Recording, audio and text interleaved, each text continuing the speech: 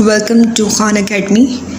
आज हम स्टार्ट करेंगे क्लास 12 का केमिस्ट्री सेकंड चैप्टर जो है वो ट्रांजिशन मेटल के हवाले से है। ट्रांजिशन मेटल को डिस्कस करते हैं तो हम ट्रांजिशन एलिमेंट्स आज डिस्कस करेंगे, different elements. For example chromium, first element chromium है। क्रोमियम को हम डिस्कस करेंगे। जैसे आप सब जानते हैं कि फर्स्ट एलिमेंट क्रोमियम है, हम आज क्रोमियम को डिस्कस करेंगे। मोस्टली डी ब्लॉक एलिमेंट्स हमेशा से उनका डिफरेंट स्टाइल रहा है। बाकी जितने भी पीरियोडिक एलिमेंट्स हैं, एस ब्लॉक एलिमेंट्स हों, चाहे पी ब्लॉक एलिमेंट्स हों, एफ ब्लॉक एलिमेंट्स हों, डी ब्लॉक हमेशा से डिफरेंट बिहेव करते हैं। सबसे मेन प्रॉपर्टी उनकी है कि ये कलरफुल होते हैं, कलर्स शो करते हैं ट्रांजिशंस की वजह से, इसलिए इनको ट्रांजिशन मेटल्स भी कहते हैं। डी ब्लॉक या डी ट्रांजिशंस जिसे हम कहते हैं, उनकी वजह से कलर शो करते हैं। तो क्रोमियम उन्हीं में से एक है। क्रोमियम क्रोमा से निकला है, जिसका मतलब है कलरफुल कंपाउंड्स। और मोस्टली क्रोमियम जो है वो 96% जो है वो साउथ अफ्रीका में अवेलेबल है। अब क्रोमियम जो है वो इसकी डिफरेंट वेरिएबल ऑक्सीडेशन स्टेट्स हैं। जितने भी डी ट्रांजिशन एलिमेंट्स होंगे उनकी ऑक्सीडेशन स्टेट्स वेरी करती हैं। फॉर एग्जांपल यहाँ पे क्रोमियम की +2 ऑक्सीडेशन स्टेट भी होती है, +3 +6 भी होती है। ये तीनों कॉमन ऑक्सीडेशन स्टेट्स हैं। अब इन तीनों में जो है वो डिफरेंटली बिहेव करते हैं। लाइक अगर +2 ऑक्सीडेशन स्टेट होगी, इसका मतलब है कि वो बेसिक होगा। अगर तो वो +3 ऑक्सीडेशन स्टेट होगी तो एम्फोटेरिक होगा। और अगर +6 ऑक्सीडेशन स्टेट होगी तो वो एसिडिक इन नेचर होगा। हम यहाँ पे क्रोमियम डाइक्रोमेट इक्विलिब्रियम जो है उसको डिस्कस करेंगे। ये आज का मेन और इम्पॉर्टेंट टॉपिक है। डाइक्रोमेट और डाइक्रोमेट का फॉर्मूला आना चाहिए। फॉर एग्जांपल यहाँ पे शो भी किया हुआ इन्होंने। यहाँ पे ये जो है Cr2O7 ये डाइक्रोमेट है और हमेशा इसका कलर ऑरेंज होता है। और CrO4 ये क्रोमेट है और इसका कलर हमेशा येलो होता है। अब इनमें इक्विलिब्रियम जो है वो किस तरीके से इस्टेब्लिश होता है हम उसको डिस्कस कर लेते हैं। तो डाइक्रोमेट जो है वो ऑरेंज है कलर में और क्रोमेट जो है वो येलो कलर में यहाँ पर शो है। अगर आप देखें कोई भी डाइक्रोमेट है, जब उसका रिएक्शन आप वाटर के साथ करते हैं तो वाटर जैसे इसमें शामिल होता है तो ये आयोनाइज कर देता है, उसको आइंस में कन्वर्ट कर देता है। तो ये क्रोमेट बनाएगा येलो कलर में, उसके साथ साथ हाइड्रोजन आइंस भी प्रोड्यूस करेगा। तो इन दोनों की अगर हम देखें ऑरेंज और येलो कलर जब दोनों मिक्स होते हैं एक इक्वल कंसंट्रेशन पर पहुंचते हैं, मतलब जहाँ पे क्रोमेट और डाइक्रोमेट दोनों इक्वल कंसंट्रेशन रखते हैं, उस पॉइंट को हम कहते हैं कि ये इक्विलिब्रियम कर चुके हैं। तो उस सिचुएशन में हम कहते हैं कि ये इक्विलिब्रियम को अटेन कर चुके हैं। और उस सिचुएशन में आप देखें इसका कलर जो है ना तो ऑरेंज है ना रेड है, आप उसको डिटेक्ट नहीं कर सकते। तो ये कलर जो ये शो करता है कि ये आप जो है वो इक्विलिब्रियम अटेन कर चुके हैं। अब अगर हम यहाँ पर देखें कि इक्विलिब्रियम जो है वो किस तरीके से अटेन किया है। अब इक्विलिब्रियम की सिचुएशन जो है उसमें हमें एक मिक्स कलर मिल रहा है, ना तो वो ऑरेंज है ना वो येलो है। लेकिन अगर हम कोई एक एसिड ऐड करते हैं, हाइड्रोजन प्लस आयन शो करता है एसिड को। अब यहाँ पे ये एरो जो है ये एरो हमें शो करवा रहा है डाइक्रोमेट आयन की कंसंट्रेशन को। इसका मतलब है कि जब भी हम एसिड ऐड करेंगे तो रिएक्शन जो होगा वो फॉरवर्ड डायरेक्शन में होगा और वहाँ पे डाइक्रोमेट की कंसंट्रेशन ज़्यादा होगी और ऑरेंज कलर हमें सोल्यूशन का नज़र आएगा। और अगर तो हम कोई बेस ऐड करते हैं या हाइड्रोक्सिल आयन जो है वो बेस को शो कर रहा है या अल्कली जिसे हम कहते हैं, अगर तो हम उसमें कोई अल्कली या बेस ऐड करते हैं तो ये हमें जो है वो रिवर्स रिएक्शन शो कर रहा है। रिवर्स रिएक्शन का मतलब है यहाँ पे सोल्यूशन का कलर येलो नज़र आएगा और ये जो है ये क्रोमेट की कंसंट्रेशन ज़्यादा होगी। अगर हम इसको रिपीट करें तो जैसे अगर हम एसिड ऐड करते हैं तो हमारे पास सोल्यूशन का कलर ऑरेंज आता है। ऑरेंज कलर इंडिकेट करता है कि डाइक्रोमेट की कंसंट्रेशन ज़्यादा है। और अगर हम कोई बेस ऐड करते हैं जैसे हाइड्रोक्सिल है, पोटेशियम हाइड्रोक्साइड हो, अगर हम उसको ऐड करते हैं तो सोल्यूशन का कलर हमें येलो कलर का नज़र आता है। तो येलो कलर इंडिकेट करता है कि यहाँ पे क्रोमेट की कंसंट्रेशन जो है वो बहुत ज़्यादा है। यहाँ पे अगर हम एक और पॉइंट देखें तो पीएच भी है। देखें एसिड और बेस जो है वो पीएच से रिलेटेड है। फॉर एग्जांपल अगर कि पीएच जो है अगर तो इंक्रीज़ होगी या अगर हम कहें कि पीएच जो है वो डिक्रीज़ हो रही है तो तब क्या हो रहा है। In the case of hydroxyl ion pH जो है वो इंक्रीज़ होती है और in the case of hydrogen ions मतलब एसिड उसमें पीएच डिक्रीज़ होती है। तो इसका मतलब है कि जब पीएच डिक्रीज़ करें हम किसी भी रिएक्शन की तो डाइक्रोमेट आइंस बनेंगे, सोल्यूशन ऑरेंज होगा। और अगर पीएच इंक्रीज़ हो रही है तो इसका मतलब है कि कोई ना कोई बेस ऐड है सोल्यूशन में, तो उसका मतलब है कि येलो कलर का हमें सोल्यूशन मिलेगा और उसमें क्रोमेट की कंसनट्रेशन जो है वो ज़्यादा होगी। पे हम डाइक्रोमेट के रिएक्शन देखें जिंक के साथ, तो डाइक्रोमेट का अपना कलर जो ऑरेंज होता है। और डाइक्रोमेट हमने देखा है कि ये एसिडिक मीडियम में ज़्यादा स्टेबल होता है। जब हम एसिड रिएक्ट करवाते हैं इक्विलिब्रियम पोजीशन में, तो ये डाइक्रोमेट ही हमेशा ज़्यादा बनाता है। तो जैसे डाइक्रोमेट को हम इसलिए एसिडिक मीडियम में रिएक्शन करवाते हैं जिंक के साथ। जैसे ये जिंक के साथ रिएक्शन करता है तो यहाँ पे क्रोमियम जो है वो 3 आइंस बनते हैं, 3+ आइन बनता है। क्रोमियम हमेशा 3+ आइन में जो वो ग्रीन कलर शो करता है, इसलिए इसका कलर जो है वो ऑरेंज टू ग्रीन शिफ्ट हो जाएगा।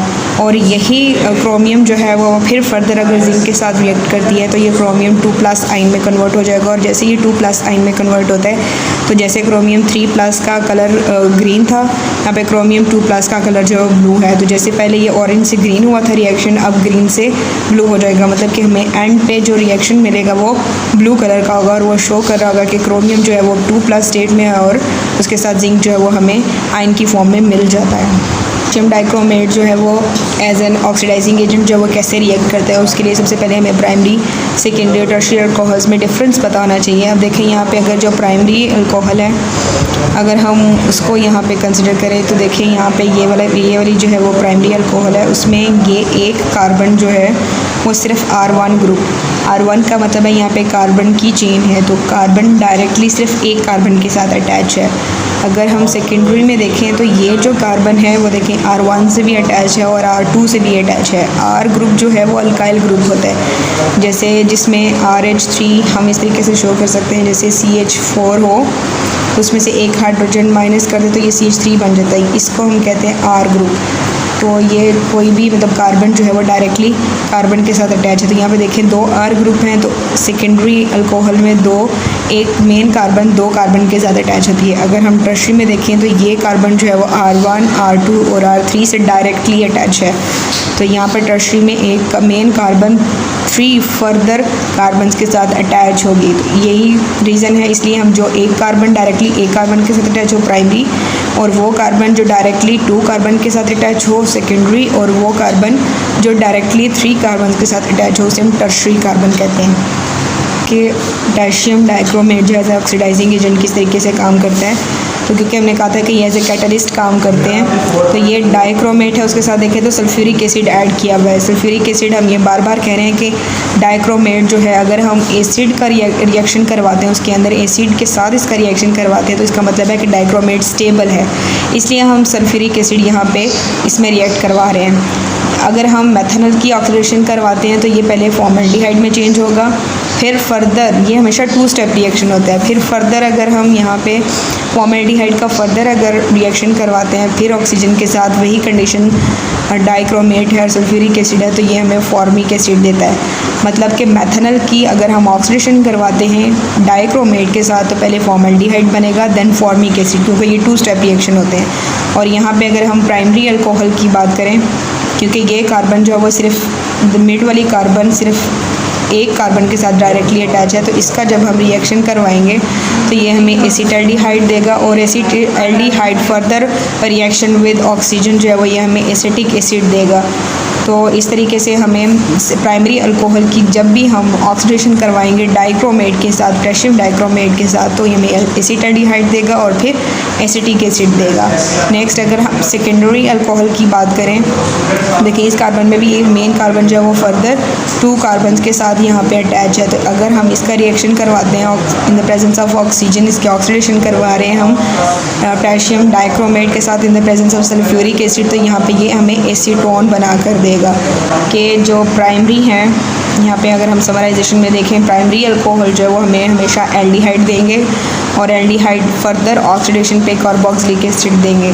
सेकेंडरी अल्कोहल जो है वो हमें कीटोन देते हैं, और टर्शियरी अल्कोहल जो है वो कभी भी पोटेशियम डाइक्रोमेट के साथ रिएक्शन नहीं करते, क्योंकि यहाँ पे एक कार्बन जो है वो फर्दर 1, 2, 3 कार्बन के साथ अटैच है और इसको रिएक्ट करवाना मुश्किल हो जाता है, जिसकी वजह से ये कोई भी रिएक्शन नहीं देते, ना ही ऑक्सीडाइज होते हैं। इवन कि पोटेशियम डाइक्रोमेट बहुत स्ट्रॉन्ग ऑक्सीडाइजिंग एजेंट है, लेकिन वो फिर भी उसके साथ ऑक्सीडाइज नहीं होता। क्रोमेट जो है वो ऑक्सीडाइजिंग एजेंट यूज़ होता है इन टाइट्रेशंस में हम मोस्टली क्या करते हैं कि कोई भी अगर हमारे पास सोल्यूशन हो और उस सोल्यूशन में किसी भी आयन की कंसनट्रेशन डिफाइन करनी हो तो हम टाइट्रेशन करते हैं। फॉर एग्जांपल यहाँ पे अगर हमने आयरन की कंसनट्रेशन डिफाइन करनी हो फॉर एग्जांपल किसी भी एक सोल्यूशन में, तो अगर हम डाइक्रोमेट यूज़ करें फिर एसिडिक मीडियम में यूज़ करेंगे, क्योंकि एसिडिक मीडियम में ये हमेशा स्टेबल रहता है। डाइक्रोमेट जो है वो जिसके साथ हम टाइट्रेशन करवाएंगे हमेशा ये क्रोमियम 3 में चेंज होगा, 3+ आयन में, और जिसकी कंसनट्रेशन हमने डिफ़ाइन करनी हो वो 2+ से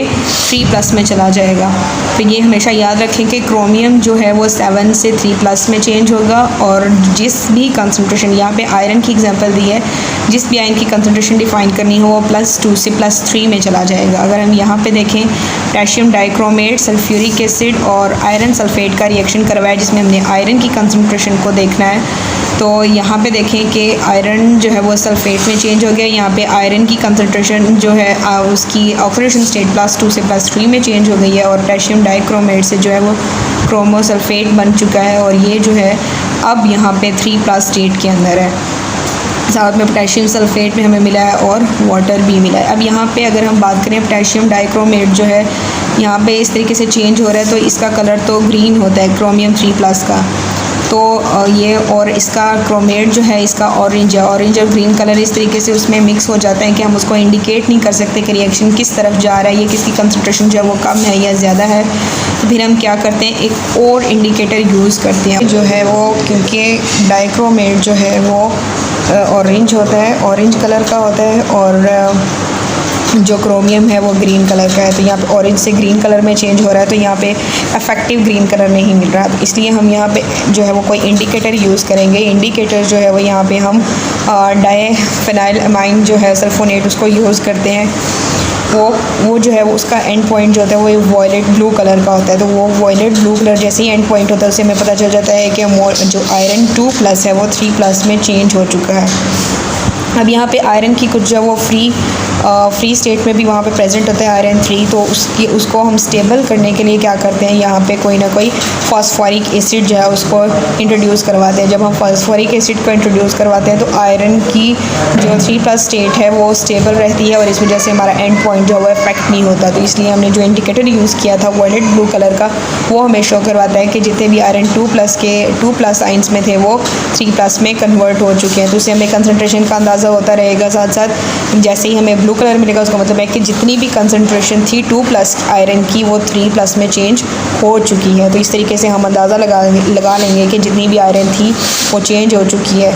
इसी तरीके से कंसनट्रेशन जो है वो हम किसी भी रिएक्शन में उसकी फाइंड अप कर सकते हैं। Thank you.